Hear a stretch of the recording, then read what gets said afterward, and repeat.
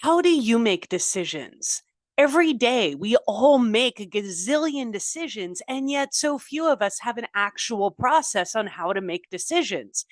And yet, decisions really determine the quality of our life. So, this is like super important. And today, we're going to run through the awesomeness of human design and gene keys and look at where they overlap and really go through our profiles, and then we're going to dive into how to use human design to make decisions. It was radically life changing for me, and I hope it's radically life changing for you too, because as you experiment with it, oh my goodness, it has helped me make such better decisions that are correct for me in the moment. Hi, y'all. My name is Jess Devine. Welcome to the Soul Crew podcast, where I'm here to equip you to help you to live the life of your dreams, doing whatever and living however you truly desire to live. Today is going to be tons of fun because we are going to start out by comparing the human design and gene keys and looking at, I'm going to use my chart as an example.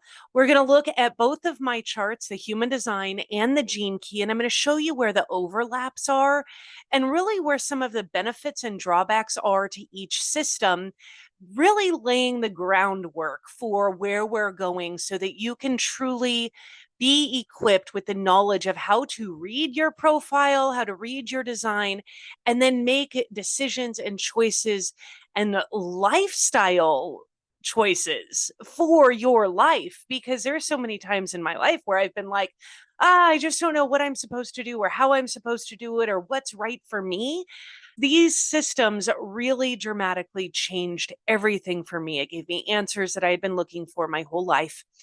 But with anything, please test it, experiment with yourself, meet it with a attitude of joy and fun. If it works for you, great. If it doesn't, like, it's okay. There's no right or wrong. There's no good or bad.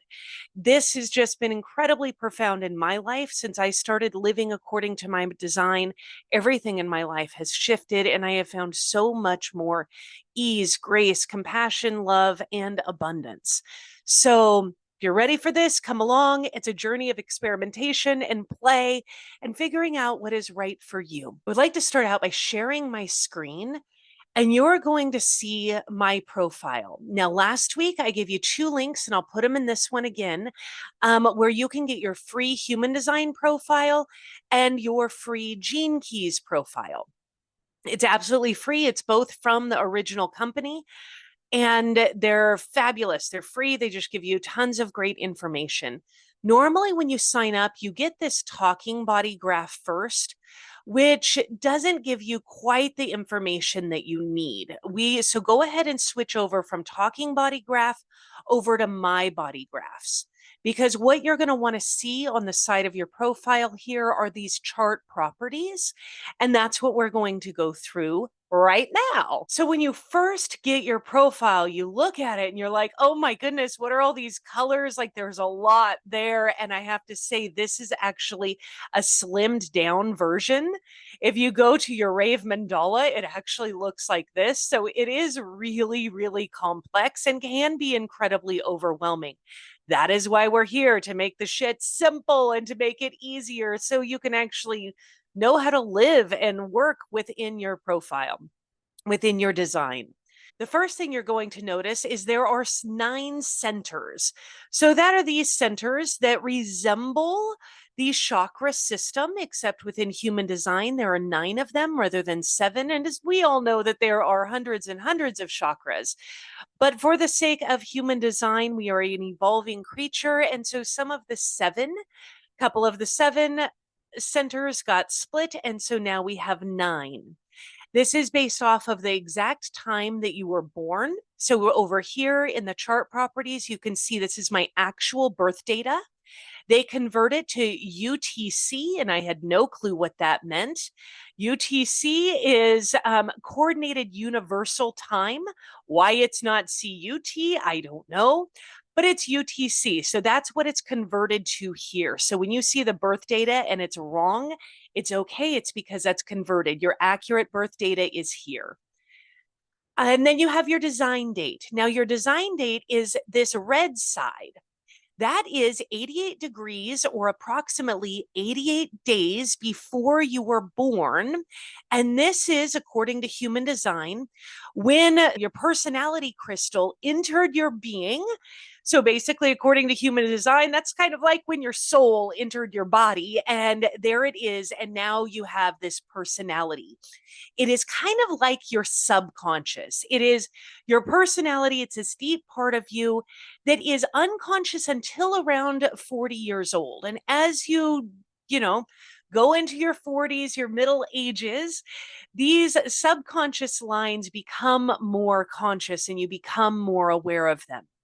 So if you're younger, totally cool. Just be aware that they're there and that may be giving you some of the hiccups in your giddy up. If you're over 40, like I am, yeah, a lot of these ones start to come more online and you're more aware of the things that you were prior not aware to. Not, whoa, that didn't come out right. Prior, you weren't aware of fully. So, black side, conscious, red side, subconscious, black side, based off your birth time, the actual time that you came out of your mother. The red is your subconscious. Following me so far? Awesome.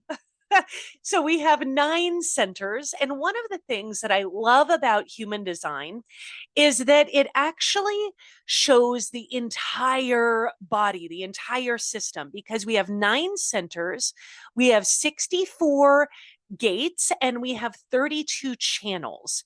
So a gate is each one of these numbers all the way through. There's 64 of them. And then the channels are where they connect. Like this is actually 2 channels because I have the 20 to the 57 and the 20 to the 34. This is another channel. So in total, there are 32 channels, 64 gates, and 9 centers. One of the things I love about looking at the human design profile is that one, it gives us an instant representation of us, our body. It looks like our body.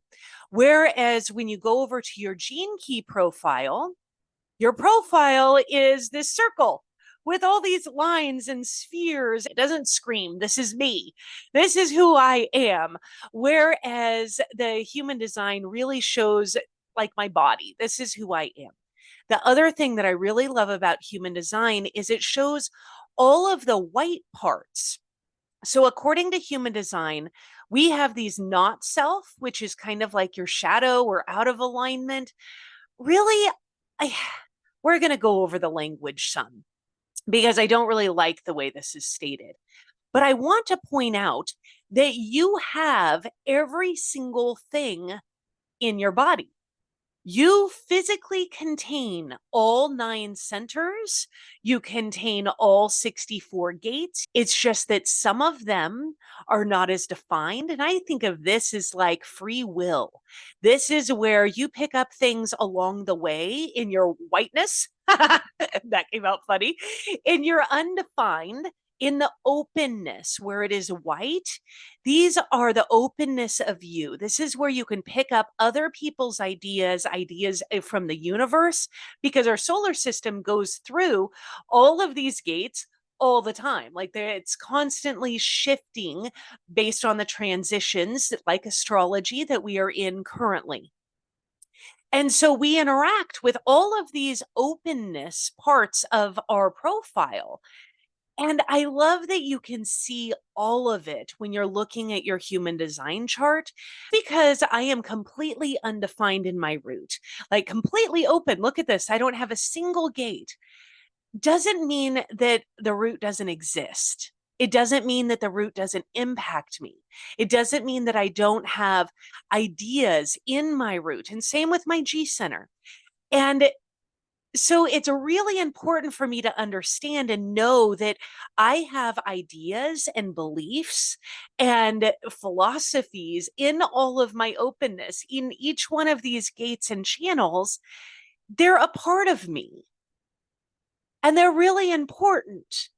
However, when I was born, I was given a very specific set of gifts. And those gifts are the things that are colored in on my chart.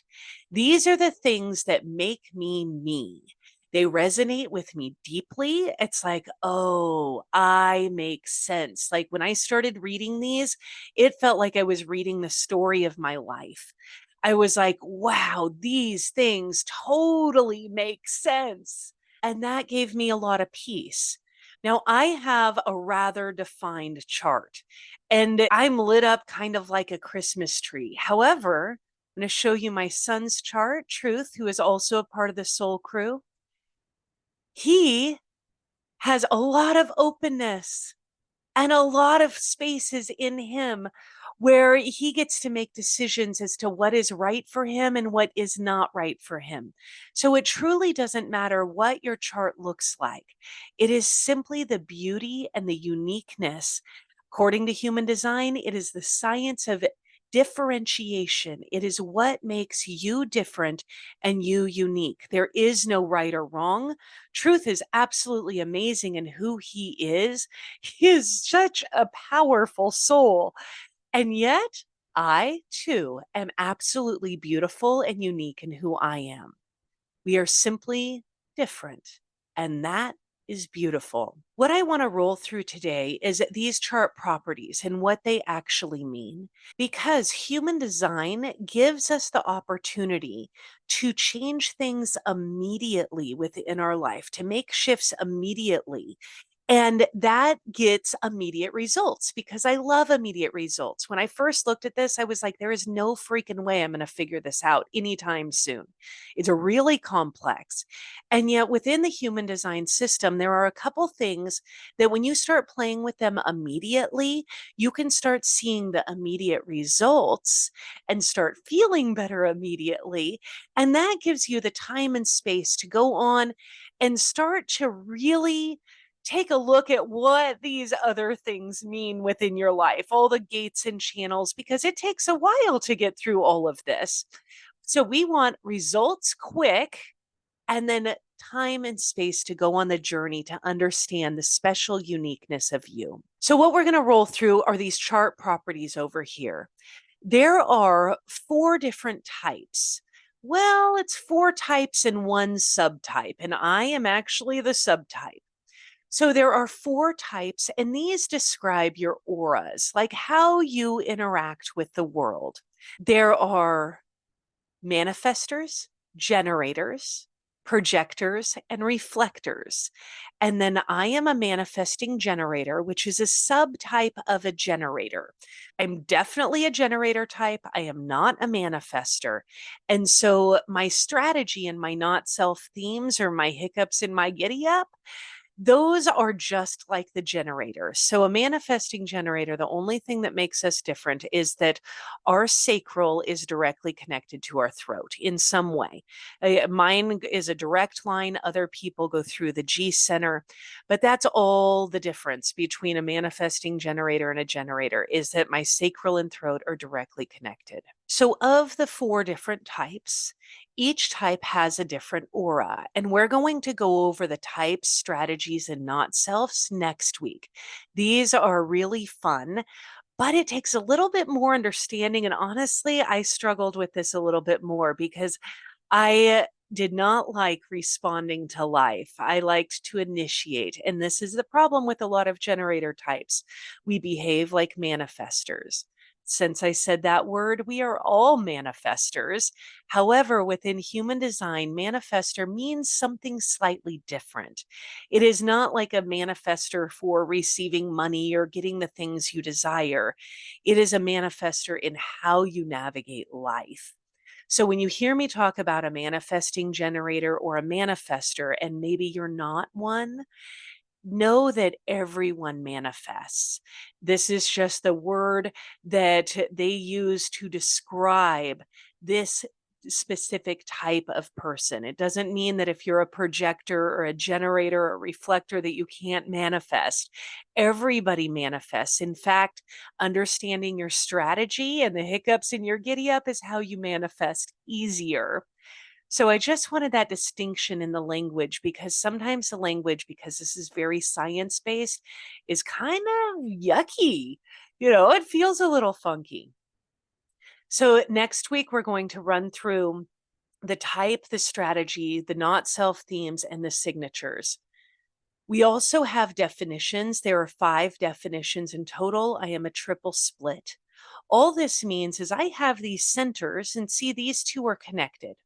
So when you have two gates that connect to each other, that creates a channel. And all that means is that I, in myself, without talking to anyone, without engaging in anyone else's aura, I have the ability to flow energy from one center to the other. In mine, I have 3 different energy systems, and I require interaction with other people in order to bridge some of these gaps in my design. And I find that when I interact with people first thing in the morning, I actually feel a lot better because I can receive the energy that connects some of my different systems, and then I can flow into exactly what I desire to do. We're going to go over more about the 5 different definitions because it goes from non defined, like a reflector where they don't have any defined centers, all the way through to a quadruple split. So that is what the definitions are. The authority is what I want to talk about today. And so there are 7 different authorities, and we're going to come back to this because I want to go through the rest of the chart properties, and then we'll go back to authority because this is where you can get quick results and it really makes a big difference. So there are 7 authorities, and then profile. There are 12 profiles within the human design system. I happen to be a 6-2, and where this comes from is you see these lines and they're called lines in both human design and gene keys. There's the same terminology there. So it's like you have the 20.6. So I have 6s here and I have 2s here. So because the 6s are in my conscious, they come first. That is my role model. And then the 2s are in my subconscious. That is my hermit. So that is where my 6-2 comes from. So if like I go and I look over at truth, he is a 2-4. And there it is, 2-4. These lines are actually really important and very fun to learn. We're going to go over those in one of the future podcasts. Our profile, there are 12 of them, and we will go over those in more detail as well in future podcasts.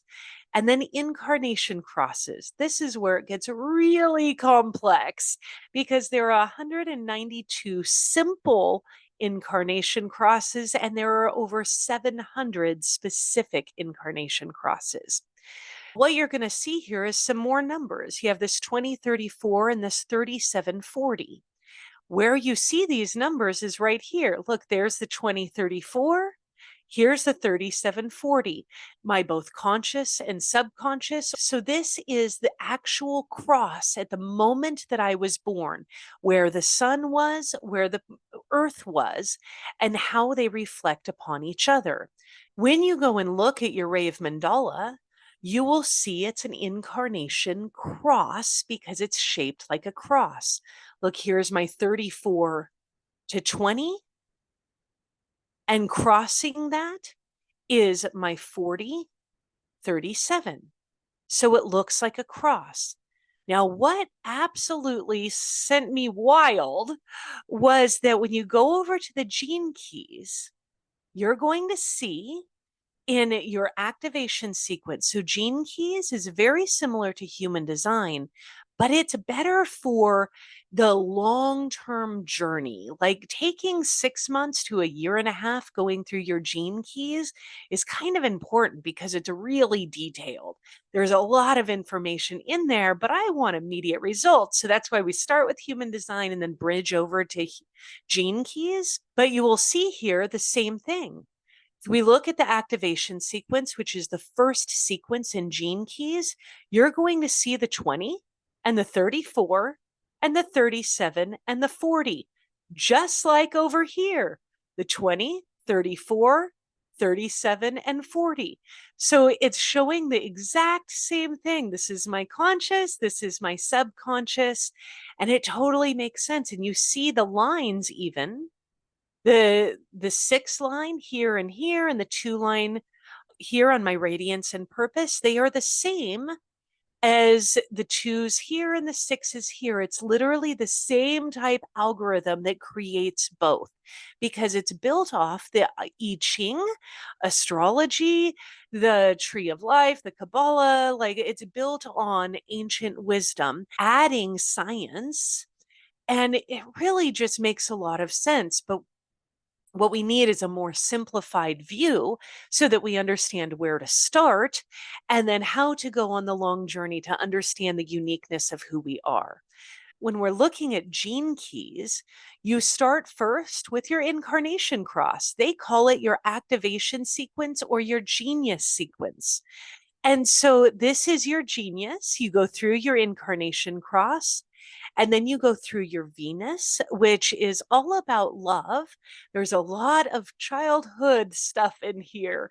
And so it's really fun to get into the depth of this. And then from that, we get to the Pearl, which is really where money and abundance flow. And I know, everybody just wants to jump straight to the Pearl. But you know what? You're probably already doing a lot of this. You just have some hiccups in your giddy up somewhere along the pathway.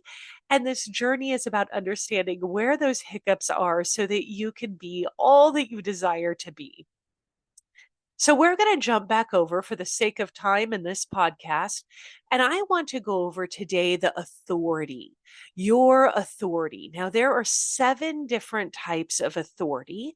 And today we're going to go over each one of them. Now, 50% of society, 50% of humans are emotionally defined.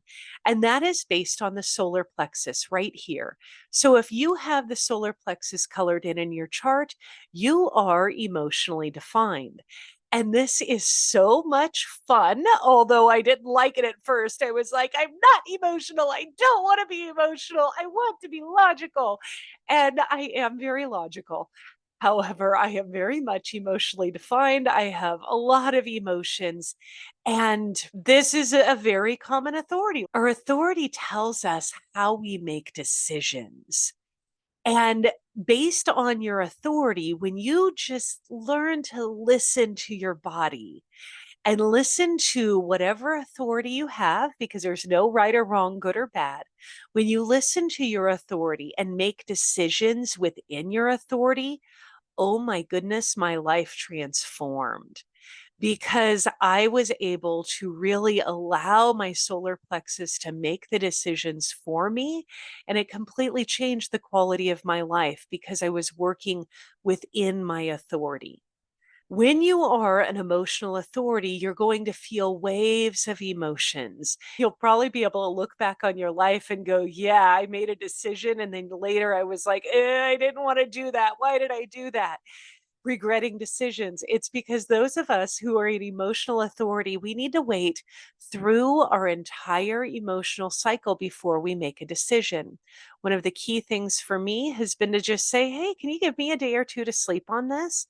Can you give me a week to ponder this? Like, depending on the depth of the question, the thing that I'm trying to decide on, I will take upwards of a month to decide what I need to do or whether it's a yes or a no for me. But absolutely, at bare minimum, I just say, hey, can I sleep on this and get back to you tomorrow? And I have never had anyone be like, no, I need a decision now. And if they are, it's a very clear that we are not supposed to work together. We are not supposed to be a part of each other's life because if you don't have patience with me to live within my design, you are not a part of my system. And that is just easier for me. It's just a clear no at that point. So, within the emotional authority, it's about feeling your emotional flow and the peaks and the valleys and allowing yourself to really feel through it before making a decision. And this has helped so much. The next authority is the sacral authority. So these are people who are not an emotional authority. So there's no color here in the solar plexus, it's white. The sacral authority is really fun because it grunts. It speaks in uh-huh, uh-uh. And I activate my sacral in order to really process myself because I have my sacral defined as well. However, I make decisions with my emotions. but I listen to my sacral because my sacral speaks in grunts. It's not necessarily like a yes, no. It's more like a yep, that's right. Nope, I don't want to do that. And so, if you are a sacral authority, that is what you need to listen to. And in order to activate your sacral, you can have someone ask you a whole series of yes no questions. Normally, by the time you get 4 or 5 questions into it, you will start to get to your grunting yes or no's, and that'll make it a little bit easier to make your decision. Your sacral already knows what is right and what is not right for you. So listen to the grunting of your sacral. You'll feel it deep in your belly. And again, it comes out like, mm-mm. Comes out more as grunts than it does as audible words. So that would be how you make decisions. And you can make decisions in the moment, but it's listening to those grunty noises that come from your sacral. Splenic authorities are really fun. Have a number of splenic authorities in my life, and it is the still, small, quiet voice that speaks in the moment.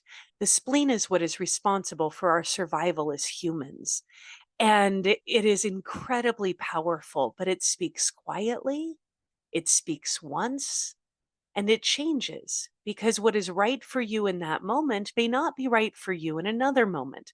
So think of this. This is how the spleen works. You're driving a car, you swerve around the pothole. That would be like your spleen. Is it appropriate to swerve all the time? No, it's only when you're responding to something or something interacts with you. And that is that quick, quiet, do this, go this way, call this person, do this thing. That is your spleen speaking. So it's really, if you are a splenic authority, that means you do not have the solar plexus defined, you do not have the sacral defined, and your spleen is defined, and that you make decisions with that quiet, small, instant voice. Really tuning yourself in to listen to that is super important. Now, the vast majority of society are those three authorities. There are four others that are not quite as common. We're going to roll through them real quickly, but the majority of people are either emotionally defined, sacrally defined, or spleenically defined. The fourth authority is the heart, where the heart or ego is connected to the throat. And it's really important for these individuals to listen to what they say, because through what they say will give them the direction, will give them their ability to make a solid decision for themselves. For the individual whose heart, who is the ego projected authority, where the heart is connected to the G center, that means in your chart you have a lot of openness. And when you have a lot of openness, and really for any projector, you are heavily influenced by the other people around you. And so it's super important to only select friends. It's really important for them to be able to trust and enjoy the energies that they're around because they absorb it. And for the self projected authority, where the throat and the G center are connected, or for the mental projectors, where it's the ajna and the throat connected, or the reflectors. The reflectors are a whole different ballgame because they don't have any defined centers. It's really important to protect your environment, to protect the people around you, because you're going to be getting a lot of feedback from other people's energy, like through talking through it, through feeling through it, to listening to the lunar cycle, like for the reflectors. You must protect your space so that you can make decisions that feel right for you and you can follow your invitations. I know it was a lot for one podcast to jump in. Your authority is really how you make decisions for who you are. I would love for you to drop in the comments, what is your authority? How are you making decisions and how has this changed your life? I am so excited for next week where we get to go through the different types, and every type has the strategy and the not self theme and the signature. That is so much fun. So until next week, I look forward to chatting. If you want to chat more about your specific design, or you want to jump in and like have me look at your chart, join the Soul Crew. We have a 7-day free trial, and we have so much fun going through our human designs together, growing together, learning together. Specifically, if you are a neuro quirky individual and you really desire to live in community, come check us out. Like, there's no obligation, absolutely no risk.